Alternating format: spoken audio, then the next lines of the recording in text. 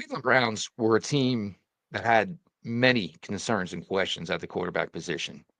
They now have many concerns and questions at the quarterback position, but it feels a hell of a lot different now. We're going to break it down. Jeff Lloyd, Pete Smith, Browns 3D on the OBR starts now.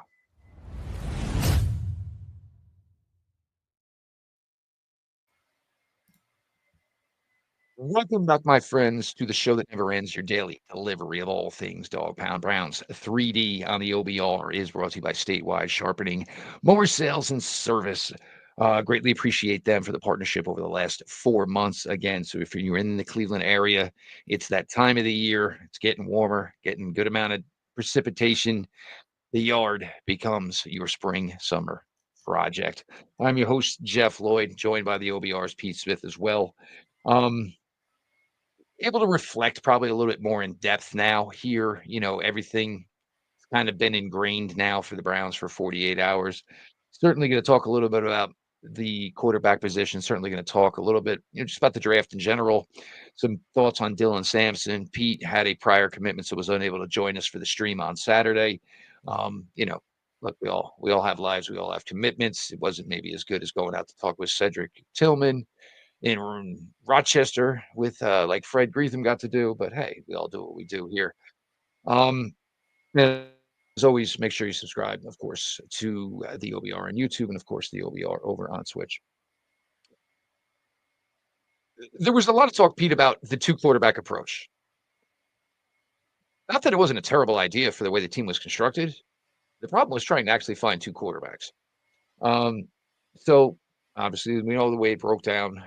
94, of course, became Dylan Gabriel as the lengthiness of the absentee name of Shedeur Sanders finally came to a close at pick 144, and the Cleveland Browns pull the trigger. You are now with a quarterback room of a well-established veteran in Joe Flacco, a guy trying to resurrect himself and trying to maybe get the career started again in Kenny Pickett, and the Browns will not pick up his fifth-year option. I know there was some bantying about that, and I'll be honest, I mean, once you get to your third team, I don't think anybody was picking the fifth-year option anyway as a former first-round pick. So it certainly seemed like much ado about nothing, of course. Okay. And then, of course, the drafting of Dylan Gabriel, and then, of course, the drafting of Shedeur Sanders. This storylines for days here now. And no, we don't think the quarterback room is, earth-shattering right now. And we kind of told you all this when we started in January. It wasn't going to be a room where everybody was going to be super excited to see the way it all shaked out. But here you are. And, you have these two young kids who certainly aren't kids as far as rookies coming into the league. You have the established veteran. You have the resurrect guy. Most likely one of those guys is not going to be here once September comes around. How do you even start to play this out? Well, I mean, look, the Browns gave up a combined 2/5 and a third to take 3 swings at the most important position in sports, and one they don't have.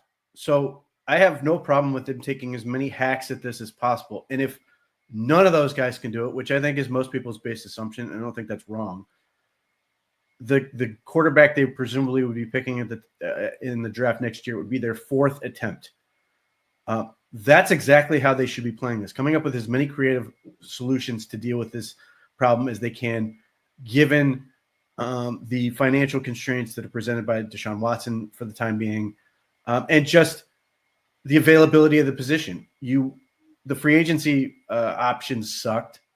I mean, even the Saints signed the top free agent quarterback on the market in Sam Darnold, and that contract basically has an out after 1 year. So nobody was married to any of these options. So in light of that, you could either do something like leave the door open for Kirk Cousins and potentially revisit that, or just get more young guys in here and let the combination of Kevin Stefanski, Tommy Rees, and Bill Musgrave coach them up.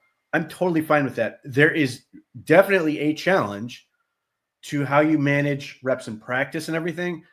Because if you go back to the 90s before the current collective bargaining agreement, the Packers did this basically on a yearly basis. They just collect these guys and figure out if some of them can play, and some of them turned out to be really good players, and some of them didn't. I mean, you got Mark Brunell ended up on the Jaguars. You got Hasselbeck that ended up in Seattle.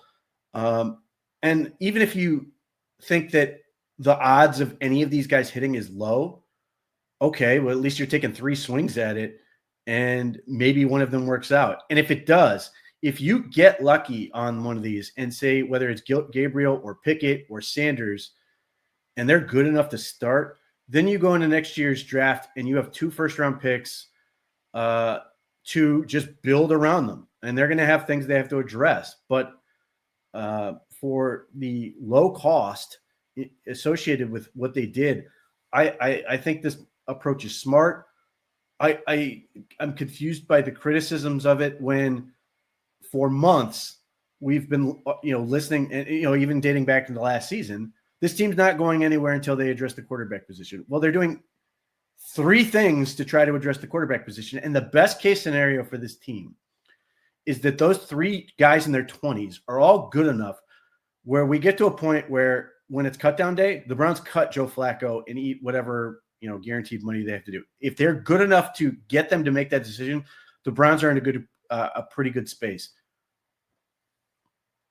Now, my question certainly would be with, these guys here and with the trade from 2 to 5, I think the approach changed, Pete. I think once they acquired and had that second first-round pick for 2026, and look, there's no guarantee. I mean, we can say this to her blue in the face and everybody think, oh, it's going to be better. It's going to be better. It's going to be better. The fact of the matter is it may not be. But I do feel that maybe some of the way that they were going to handle it changed, because unless they went on all these visits and collectively came down and said, none of these guys are worth it that high. And by that high, I'm meaning 33, of course. And that, of course, 36 wasn't really an option at that point, but they secured that second first round pick for 2026. And then they get to where they chose Gabriel. And no, he doesn't throw a football 75 miles an hour. Nor does anybody breathing. Lethal. Quinton Junkkins would have been dead if he was really throwing 75 miles an hour. But and again, guarantee what Dillon Gabriel could be. But he's got as good a chance as anybody, I would think, right now, and probably has. There's a reason you go to 3 programs. You start at all 3 programs. You're successful at all 3 programs. Attention to detail, good in the locker room, good person, all this stuff. And I think we talked about this, I guess it was Friday night, and I messaged you and I said, if Dillon Gabriel stays here for 4 years, spot starts every now and then, whatever, in an injury situation, and proves to be a viable quarterback option, nobody's going to care that in the 2025 draft, the Cleveland Browns spent the 94th overall selection on Dillon Gabriel, other than Brad Ward. Yeah, I mean, there are teams that have done this with established quarterbacks. I mean, the New England Patriots, when they had Tom Brady, were constantly taking quarterbacks. It drove Patriots fans nuts to take the Jimmy Garoppolos and Ryan Mallett's and Kevin O'Connell's. But the position is so valuable that it's worth continuing to look at that. And they got absolutely nothing out of Kevin O'Connell when they took him in the 3rd round. Look, Dillon Gabriel is not to my taste. I don't like the fact he's overaged, and just stylistically, he's not for me. But he certainly has his share of champions out there. And more importantly, for months, we've all been saying, let Kevin Stefanski pick his quarterback. And then the second he does it, because it defies belief to suggest that Andrew Berry picked it for him and just said, here, I'm giving you this guy, suck it. That he said, I want this guy. And so let him do it. And granted, did it take me back to Hugh Jackson saying, trust me with Cody Kessler? It absolutely did. But unlike unlike Hugh Jackson, Kevin Stefanski is not a buffoon. And I'm curious to see where this goes. And, I've gone back and forth on this whole thing with, did the first round pick sort of jumpstart them looking ahead to next year? And I tend to doubt it. I'm actually the other way. And I go back to the league meetings, and there was this weird, this small little interview that Kevin Stefanski did on Sirius Radio, and he was asked about the quarterback class, and he lit up talking about the depth of the class. And it certainly appears that, Dylan Gabriel is at least part of that group of guys he was really excited about. The other thing that jumps out at me, and we'll see where this goes, the Browns loved Cam Ward, 4-year starter. Dylan Gabriel, 17-year starter. Shedeur Sanders, 4-year starter. Kenny Pickett, 4-year starter, who's also played 2 years in the league. And Joe Flacco has been playing since the Reagan administration. I'm not going to sit here and say that the Browns aren't going to take somebody who's lesser experienced at that position. But it's just notable that they took the guys with the most experience possible, and the guy at the top of the draft who they loved also played a significant amount of football. And I've always harped on this experience being such a valuable asset to the quarterback position. And it's why, I laugh when people talk about Arch Manning declaring after next year when he's thrown 95 passes, and I hope, even though it sort of works against me in some ways, because if the Browns are if the Jaguars implode or the Browns are bad at the top of next year, it certainly would benefit me if Lenoris Sellers decides to declare after 2 years because he looks like the real deal. But from a development standpoint, I would, highly recommend stay for the extra.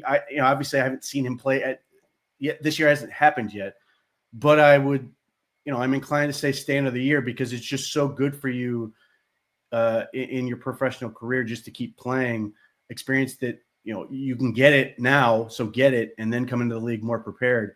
But I'm curious to see if that plays out. I'm curious to see if that translates into something for these guys heading into this year. And just, I'm just interested to see how the Browns do take care of this process, managing the reps, seeing what they can get out of these guys. And if they can get anything out of this, if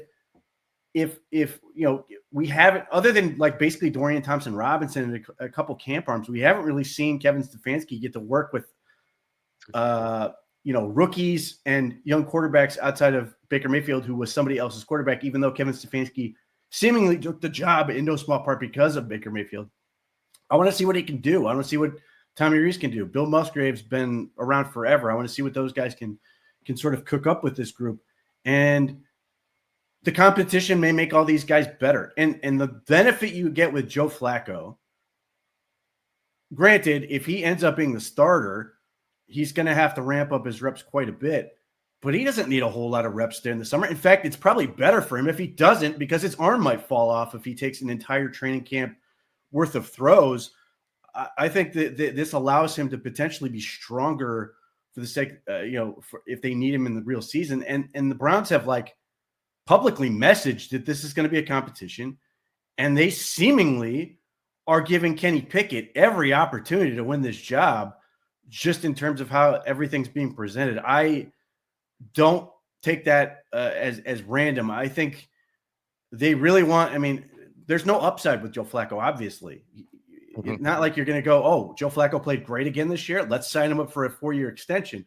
Where at least, if it's Kenny Pickett or Shedeur Sanders or Dylan Gabriel, if one of these guys is good, if you get that Brock Purdy sort of thing or Sam Darnold type renaissance out of Kenny Pickett, you're in really good shape, and it allows you to give you some options. But the best part of this is if any of these guys show some juice, some life, even if they then still want to go into next year's draft and get a quarterback, they aren't in a position where they have to. The worst thing that could happen is Jacksonville didn't feel like, Jacksonville chose the path they did. But if the Browns just didn't take a quarterback and they were basically rolling with Joe Flacco, Kenny Pickett, and some third random guy they picked up, and then they go in next year's draft, and they have to go get a quarterback, they then have to get a quarterback, and everybody knows they have to get a quarterback. At least with this, it allows them to sort of potentially play it on their own terms a little bit more, pick their spots, and maybe not feel like they have to then mortgage, do a Deshaun Watson type trade to get the quarterback that they then want. They may want to do that. They may be put in a position where that's where they feel like the best way to go is. I doubt that's what they want to do, given what they went through. But at least they give themselves the potential to sort of sit there and go, hey, we're going to see how this goes and play it that way. Because if not, if the Browns took Shedeur at 33, no one would have blinked. But they were patient, and it played itself out, and they were able to get him 144. Just one quick one, and I do absolutely have to get to a read. Gun to your head today, who starts the most games at quarterback for the Cleveland Browns in 2025? Right this second, I'll say Kenny Pickett.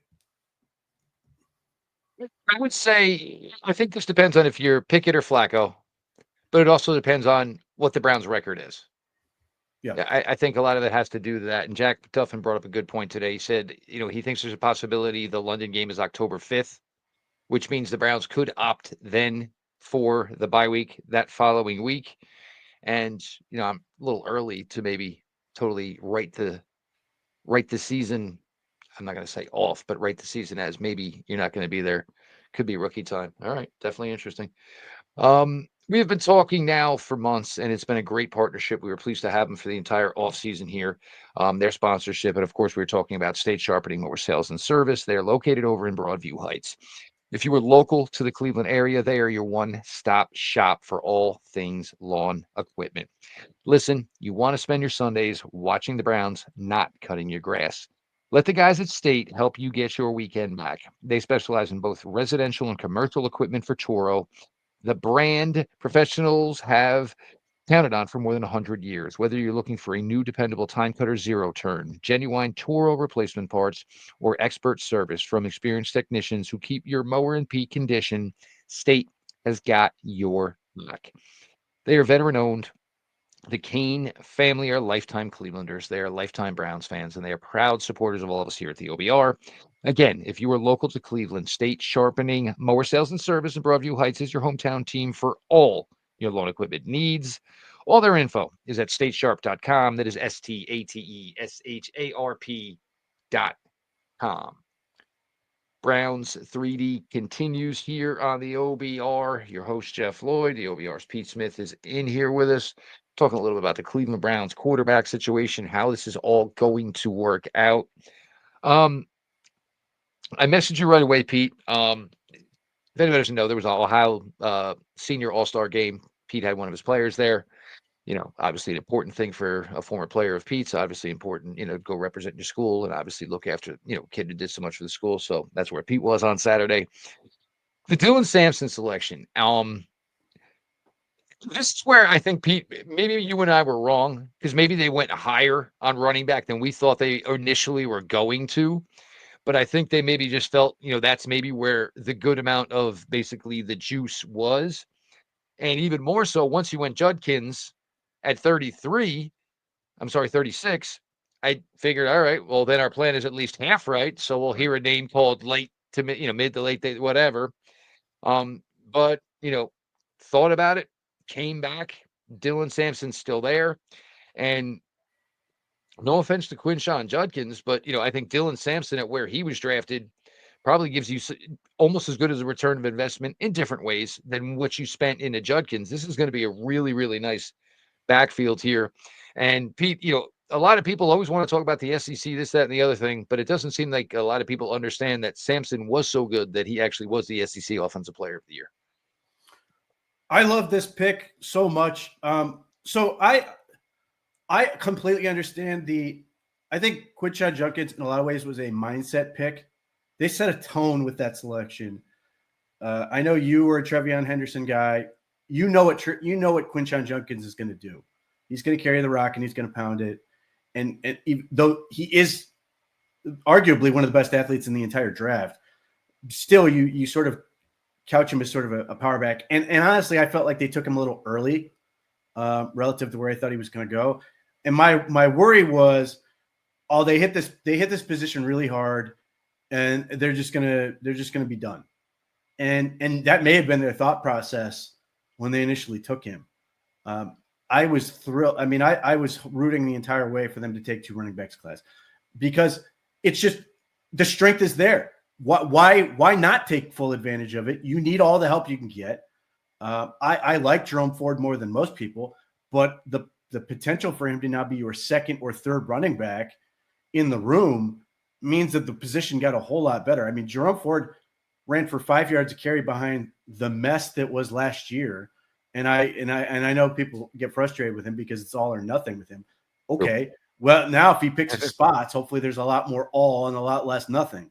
But then to come back in the 4th round, and then a player who, when people were talking about him as sort of a late 2nd or early 3rd, that top 75 range, I thought it was too rich for me, for Dylan Sampson. There were other guys I liked, and my inclination all along was wait till the 4th round to get these backs and then just take 2 of them. Well, the Browns decided they don't need day 3 picks, going with Sam Pennick's approach.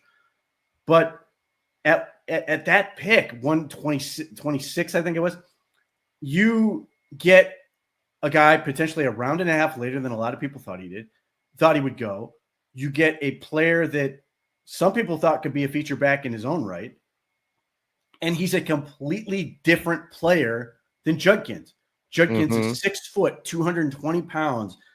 Again, good athlete. So if he can get to an edge, he's got juice to go. But he's going to do most of his work punishing people, and he can catch the ball a little bit and do those type of things. And Dylan Sampson is 4 inches shorter than he is, 20 pounds lighter, and just a explosive inside runner. Judkins is really good going to the edge and doing those type of things, and I think he's going to do a lot of that outside zone pin and pull stuff to try to get his size out in space. Whereas Dylan Sampson, you give him the ball and it's slashing right up the middle, creating a quick seam for him and seeing if he can explode through it. And he's another guy who's a developing pass catcher, but for a defense, you have to prepare for 2 very different types of running back is good. And then again, you went into this offseason, the Browns, one of the things I was harping on all offseason was run the ball, be able to run the ball. And the Browns clearly, Kevin Stefanski and company clearly said, we have to get this right. They attacked this with 2 running backs. The room is substantially improved.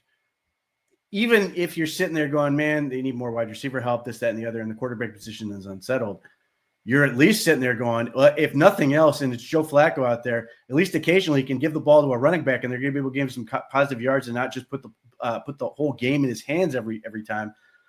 If your defense is as good as the Browns should be, you have the ability to shorten the game. You have the ability to get into a 4-minute offense and have some success and close out games, which is something you haven't been able to do for 2 years. You play in a division which the Pittsburgh Steelers spent this entire draft trying to get tougher on the inside. The Bengals allegedly have a defense. Maybe they were terrible last year. The Ravens are the only ones that sort of had those super big bodies, and it'll be curious to see how well they can defend. But the Browns now try to give themselves some balance, and this had to happen. And I love the approach. And I know all eyes are going to be on the quarterback competition. I totally get it.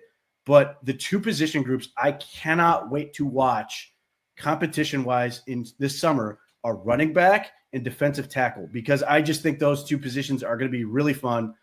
I think the preseason and those type of things are going to be really fun because, again, I've talked about this before. Preseason to me is for young players, not for starters. Get that work done in practice, and you've got 2 young running backs. You can feed those guys and let them get going and try to get them reps, and that can be what you enjoy about the preseason. All right, Pete, just follow me here, okay? First and goal situation of the regular season. You trot out a backfield, and you want to put it in a bone. You want to put it in a T. Fannon, Judkins, Samson, something of that nature. Just sounds like a fun idea with some guys who obviously know how to get the ball into the end zone. And as we all know, Fannon had, 4 Wildcat carries as a freshman at Bowling Green. Just throw some fun stuff out there. Well, I mean, this was my whole thing with Jalen Milroe was, and I'm still bummed that he went 2 picks before The Browns picked at Who knows? Maybe 94. they was taking. Maybe they But would have got a 94 either. but if you then say, hey, we're in the red zone, let's just run read and stuff with Fannon catching the snap, or even Dylan Gabriel, who's more athletic than people think he is. Yep. Yeah, I mean, give yourself that advantage. And Kenny Pickett's a little bit nimble, but just you have all these linemen now. You have another tight end. You have all these different ways you can sort of junk this thing up and play bigger. Take advantage of it and lean on people, especially in the red zone, because red zone efficiency has to be better than it was last year. And again, you watch like that Bengals game at the end of the year where they fumble at the 1, and you're just sitting there going, they have to fix this. They took a proactive approach. I love it. Play to the strength, hit the strength more than once, and I think they're gonna be paid off handsomely for it. What are the thoughts I've had since this is, and you get your 48 hours to kind of stew on stuff and obviously look at it as much as possible. I think the thing that I truly find impressive, and this is in regards to Carson Swissinger, is it's only 1 year starting, Pete. Led the nation in 90 solo tackles. So you almost have to feel that there's probably a good chance there's another jump coming in overall play from Carson Swissinger. Size, athleticism, obviously showed he was able to blitz, showed he was a true side-to-side ability. I just think, and look, it may not be rookie year because the things are going to come at him a million miles an hour. But I think for Carson Swissinger, and some people thought maybe the pick was a little odd at 33. But I think in a year and a half from now, somewhere in the 2026, everyone's going to be like, holy God, this guy is just absolutely bananas as a linebacker. Yeah. So, I've complained about the process and element of it, but the entire way I thought Schlesinger was a stud. I mean, the thing that seems to surprise people is they think he's 225 pounds. He's 240. Somewhere where I Googled that had him at 210. I was like, well, what was when he got to UC? Yeah, like he was nowhere near 210. He was 238 at pro day. He runs like a gazelle. Looks like a really impactful in pass coverage. And to your point, the 90 solo tackles, UCLA had 450. They had 3 linebackers drafted and an edge. 1 out of every 5 solo tackles on that team, Carson Swissinger. And the thing is, I don't think it's going to be a million miles per hour at him this year. And the reason why is pretty simple. Mason Graham, Shelby Harris, Mike Hall, Juwan Briggs are going to make his life infinitely easier. And when you compound those two things, the fact that the Browns have suddenly this very good defensive tackle room, or what should be very good, when you have Isaiah McGuire, who's an outstanding run defender, when you have Myles Garrett, who's just his own problem, who's left? So Schlesinger theoretically is going to be in a situation where he's able to just freely run around. I mean, that's the one big benefit you have. It's also part of why I hate the idea of picking linebackers. You spent so much to make this defensive tackle room. Any dope should be able to run behind it and make tackles. But you got this guy who looks like the next, looks like something like 10 Hendricks in terms of like just how long he's all arms and legs, can run around and go make plays. So I'm not ruling out the possibility that he's like really good right out of the gate, because the Browns are making this really easy for him in terms of at least run defense and being able to just run around and make tackles. The process is going to be difficult. Sort of depends on where they want him to line him up. If they want him at Mike or if they want him at Will. Will is a little bit more complicated for what the Browns want to do. I know they cross-train everything, but those outside linebackers or linebackers in general have to make the defensive line right when they do dumb stuff or when they make the choice they're going to make. That part takes a little bit of adjustment, but just in terms of everything's clogged up, go get the football. I think he's absolutely going to crush that part of it and make some big-time plays. And he's also really, really good on the blitz. And I have a sneaking suspicion that there are going to be times where Mason Graham is basically an offensive guard trying to get people out of his way so Schlesinger can come screaming up the middle and trying to make plays. I absolutely, totally can see it. And, these are thoughts that you get. Now, certainly, again, it's been 48 hours. We have a little more time to stew on things, a little more time to dig deeper with everything. Of course, OBR streaming network. You'll have Quincy Carrier after us tonight. That might be the only other show tonight. I think Jacob and Sam weren't able to connect tonight, so that might be the only other thing you're getting on the streaming network tonight. So, but again, please stick around, enjoy, of course. It was a wild weekend again. So appreciative for everybody that found the time to come on out and join us for the stream. And I'm assuming the fact that if you were trying to actually watch the draft and there was essentially only one prospect being discussed ad nauseum, probably why a lot of you people chose to come spend your time with us, which, yeah, we'll take it. I have no problem with that whatsoever. Bunch of stuff, obviously, content coming this week. Everybody's going to get a little bit more in depth on each guy. Jack Duffin working, he's got his whole little schedule about how he does everything. So keep your eyes and ears out for that. The streaming network every day, Browns 3D kicking it off at 6 o'clock, several shows after that. So make sure, of course, that you are locked in, of course, here. Again, the support this weekend was fantastic. We appreciate you all so much. This has been Browns 3D on the OBR streaming network, brought to you by Statewide Sharpening Sales and Service. Of course, I want to thank Pete for his time here.